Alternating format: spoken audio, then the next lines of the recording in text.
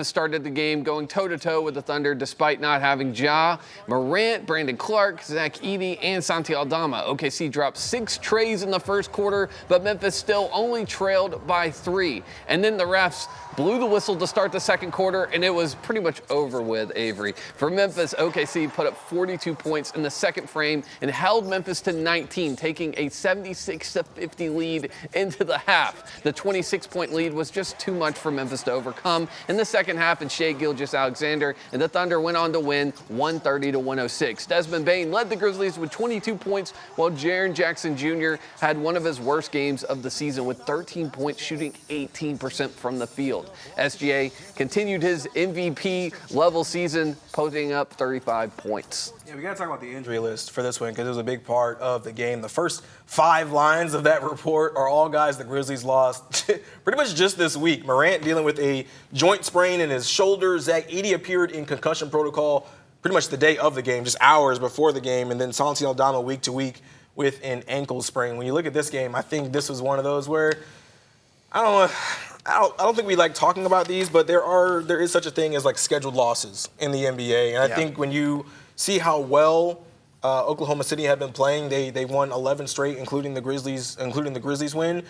You see you're losing. You don't have 7 guys on your rotation. You're like, this could go badly and go badly quickly, and it kind of did. And when you come out of the game, the start of the game, you saw the Grizzlies have the 9-0 run to begin the game. You're like, okay, maybe this will be, maybe they show up and maybe OKC's sleeping a little bit, and they took that first time out, and then OKC came back with an 11-2 run. You're like, okay, they're awake now. And I think what was most impressive for me for this win was just a lot of the individual on-ball defense that Oklahoma City's players had throughout this game. It was incredible. No individual drives to the basket, and Isaiah Hartenstein gave Jaren Jackson Jr. a headache. It was insane.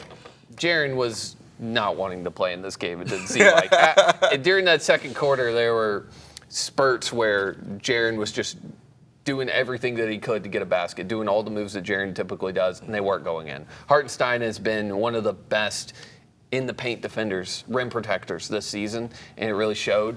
OKC just overwhelmed Memphis defensively. They like to overload the ball a little bit, something you don't see in every game in the NBA.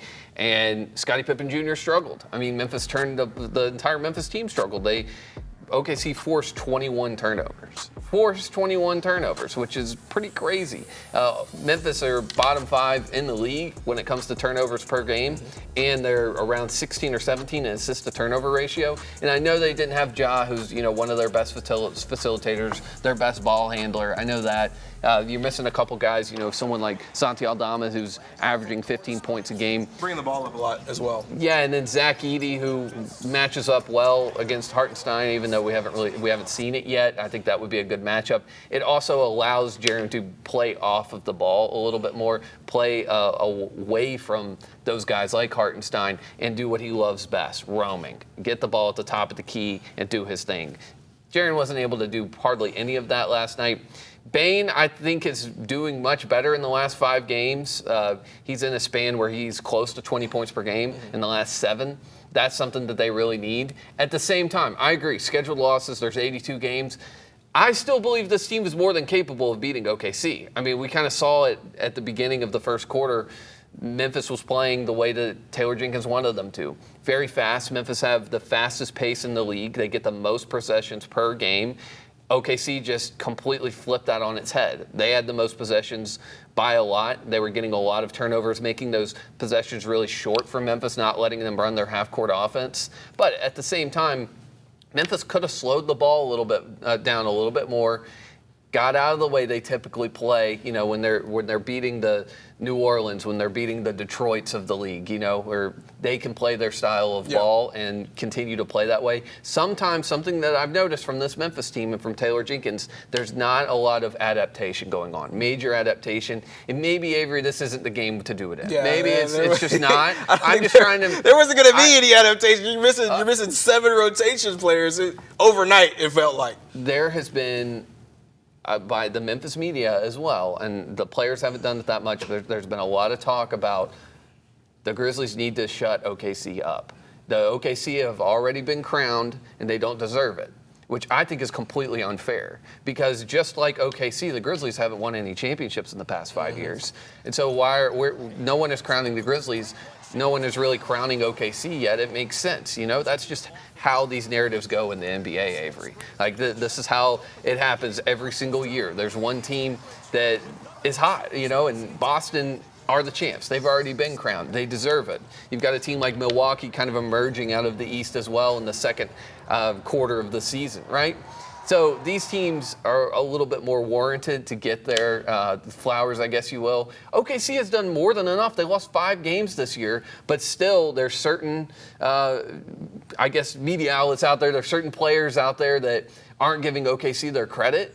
OKC felt that last night. That's what I believe. SGA is a very quiet guy, but SGA said, all right, there's 7 guys out. I'm going to drop 35 on y'all's head. Go ahead and try to beat Hartenstein in the paint. I think he had 24 in the first half, 25 in the first half. Yeah, and he sat most of the fourth quarter, right? And yeah. so what I thought was kind of funny about this game was it was a 1 versus 2 matchup. This is highly anticipated. You see all these injuries that are coming into the game, and it immediately takes the juice out of it, I think, a little bit. But what I appreciated about OKC 100%. Was there was no, quote unquote, playing down to the competition in that game at all. They were like, at all. They're like, no, we're gonna smoke y'all. And I think what Memphis got was a taste of their own medicine in ways that they've been blowing out some of these other teams, especially the under 500 teams.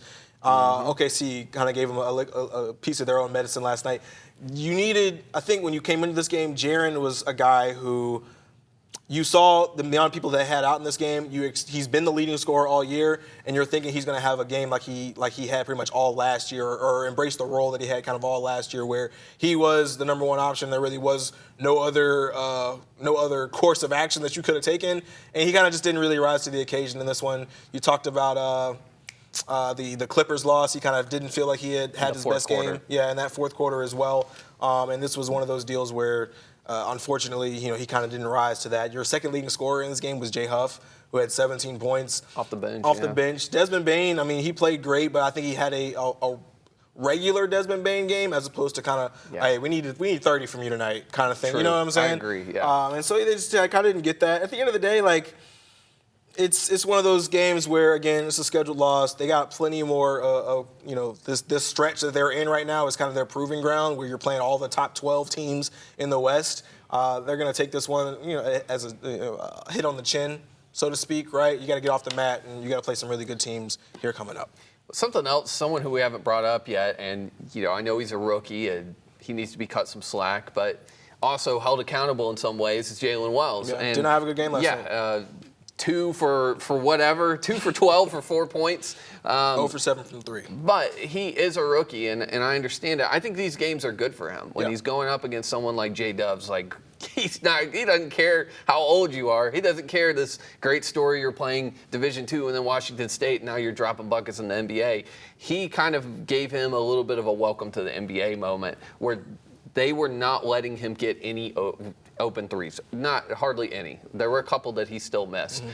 And I think that's something we need to keep an eye on as Jalen Wells. This is what happened to Scottie Pippen last year, Scottie Pippen Jr. As Jalen Wells gets more tape, teams are going to start looking at it. There's people in these organizations whose whole job is to watch film on all these different players. There's someone right now for Minnesota, I guarantee you today, will look at Jalen Wells' film and look at how to exploit his weaknesses. Whatever they may be, his ball handling seems like could be his weakness. So you saw that in this game, and I think it's good for him. I think it allows him to be able to adapt at games like this where you have so many players out. Jalen Wells really needed to put up a 17-point game in order for Memphis to be competitive. And so in the horizon, he can be that type of guy. We've seen it. But it happened with Scottie Pippen Jr. last year. SPJ was the guy. Him and Vince Williams Jr. were those rising stars in the NBA, 2 of 5 of the rising stars that really made an impact last year. And then teams started to get a little bit more film on Scottie Pippen Jr. They started to get more film on G.G. Jackson, figuring out ways to stop them. So this is just part of growing up in the NBA. And thankfully, Jalen Wells has guys like Ja Morant, Desmond Bane, and Marcus Smart to help him through these moments because they've all gone through it before. So it'll be interesting moving forward to see how teams play Jalen Wells. First opportunity to bounce back will be tomorrow night. They're still on the road. They play Phoenix, in Phoenix. So and they'll be on the road for quite a while until they come back to play Dallas here in a couple of weeks. What you got? I just want to go through their next games just to show you how difficult it is. Phoenix, Sacramento, Golden State, Dallas, Minnesota, Houston, San Antonio back-to-back, and then Minnesota. Yeah, a lot of really good teams to play. Stretch. It's a really tough stretch. We'll see how they go starting on Tuesday.